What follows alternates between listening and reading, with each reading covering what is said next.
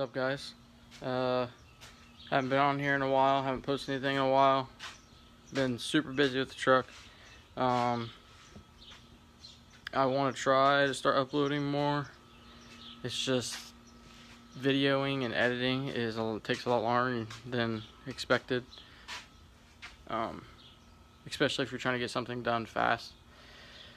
But no worries, because we will start videoing more soon. But today we are, we're working on a freaking Ford.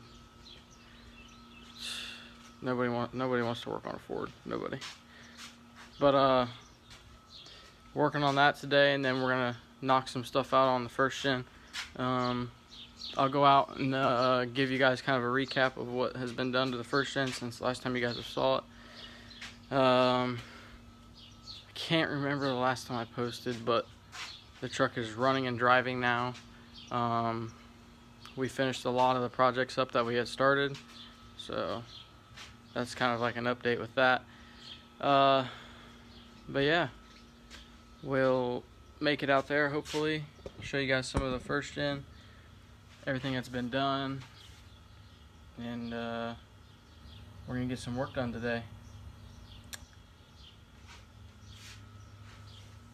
So on this, we are replacing the rudder, the caliper, and the pads, because the passenger side caliper locked up, just ate into everything, took the pads down the middle.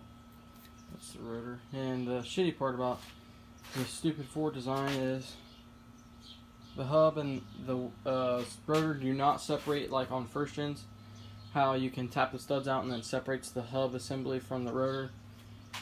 Ford didn't do it like everyone else apparently, and they decided to make it all one piece, so you have to buy a very, very expensive rotor. So yeah, we gotta pack the bearings. I got a new dust seal for the new rotor, and new caliper and bracket and slide pins. So we're doing that, and then might knock out some electrical stuff on the first gen. And yeah, so that's just kind of like what we're doing for the day. So I'll check back with you guys when we get something done.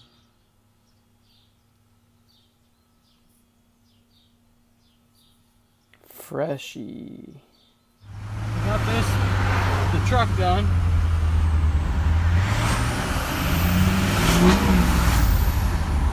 I could own a 6.0. My bank account doesn't want me to own a 6.0, but I want to own a 6.0. They're pretty nice. This one's not, but you really can't beat a King Ranch or a Lariat interior. They're just way nicer than any Dodge or Chevy interior.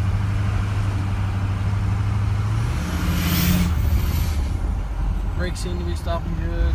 Caliper's not sticking. Should be all good.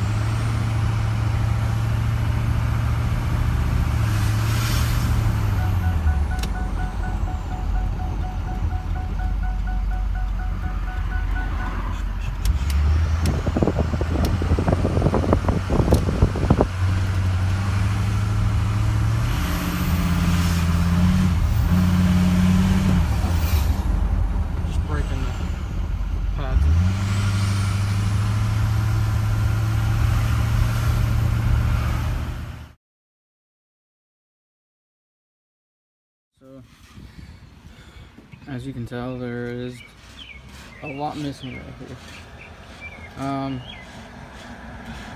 The manifold is off at a fab shop right now. You'll see why. Steed speeds are on back order, so we're gonna wait until they're not on back order and get one. But we had to get a T4 flange welded onto our manifold, our cast manifold, because we were going bigger turbo. Only thing we have to figure out is oil feed, and the return is already, I can use my factory return. New battery. Got our fleet runner belt on there. We are putting a new upper radiator hose in it and a thermostat right now. And I'll show you guys what we've done. Okay, so these are the seats.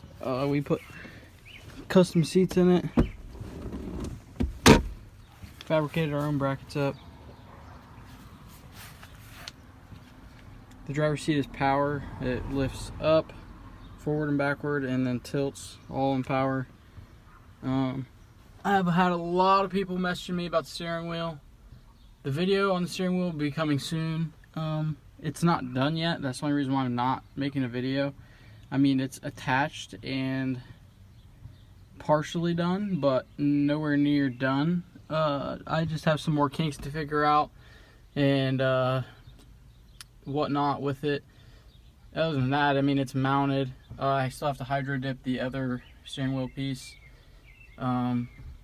We originally already hydro dipped it, but as soon as I pulled it out of the bin and I accidentally dropped it, it chipped all the hydro dip up. So I got to remake or redo a piece, which I have two separate steering wheels. So I had an extra piece that wasn't even hydro dipped, so I'm just gonna do it.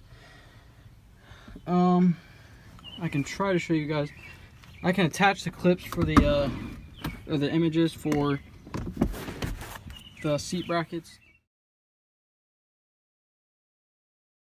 But this is kind of what's going on. We welded a L channel piece back here for added support so that the frame of the seat doesn't tweak with this hump, because if it tweaks it won't retract right or whatever. We got a bolt through there, and then up front we stacked 2 inch and a half square tubing pieces. I don't know if you can guys kind of see in there. Yeah, that's what we did with that. And we used the factory holes, didn't have to drill any holes except for that back bolt back there. And then we only have one more thing left to do. I have to mount this seat belt onto here because these seat belts won't work with ours. And then, oh, I don't have the key. I'll attach a video or an image. But we put all green LEDs in the cluster. Actually, I think I made a video on that. Yeah, I made a video on that. If you're interested in that, just go to my channel, and there should be a video called Bright LEDs. And that can give you a walkthrough on what all you need to do. The truck, for the most part, is like, I mean, it drives. We drove it an hour away with no issues. Well, we didn't have any issues on the trip, but after I got home, I went to start the next day, it was dead. So I started chasing the voltage system, trying to go through everything. And I went through 2 different places, and they say the alternator's bad. I took the alternator, took it in there. They're saying the alternator's bad. Not quite sure that I believe that, but we're gonna buy an alternator this week and slap it on there after we get our manifold and stuff, and we'll find out if that's the issue. I need to get a voltage regulator for it, which was on order, but then my Amazon got messed up. So, but yeah, that's kind of the progress. The rockers are still cut out of it. Got to get those welded in. Yeah, I mean, a lot's happening, so. Alright, so we got the thermostat off the first gen. It's just 3 10mm bolts. Pull these out. It's gonna leak some coolant, so just be ready for that. But we never did do a thermostat on it when the engine was out because the chain was hooked to this, so it's kind of a problem. But we're gonna get this thermostat out. There's nothing wrong with it, but I just wanted to replace it with a we have a fail-safe, so even if this fails, the truck won't overheat, because it'll fail to where it leaves it open, and you just won't have heat. And then there's the gasket. So yeah, I think it was like $30.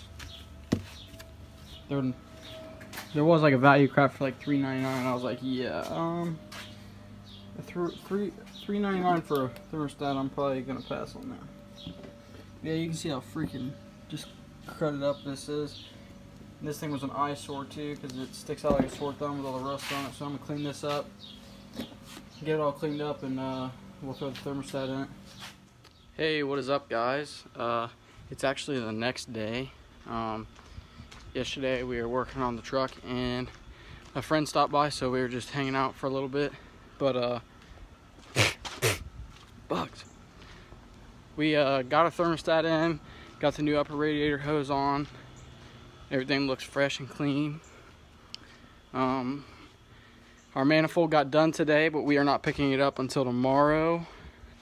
So we'll be doing a video on that.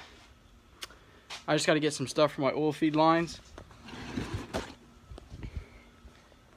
And we'll be good to go with that. And then start making an exhaust for it. So yeah, nothing too exciting. Take you guys out here and show you. The truck's actually parked out front because we're supposed to be getting our driveway resealed soon. And I didn't want to tear it apart and like it'd be stuck on the driveway, so. Alright guys, I'll show you. So, thermostat housing's looking nice.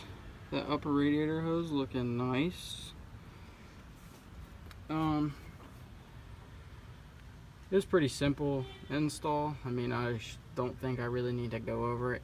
If anybody has any questions about it, just comment or send me a message or something, and I'll be glad to walk you through it.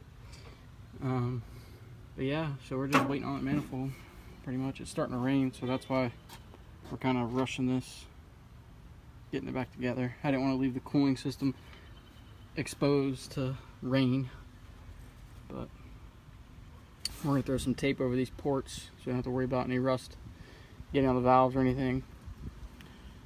But with as much carbon buildup, I honestly don't even think any rust could form. So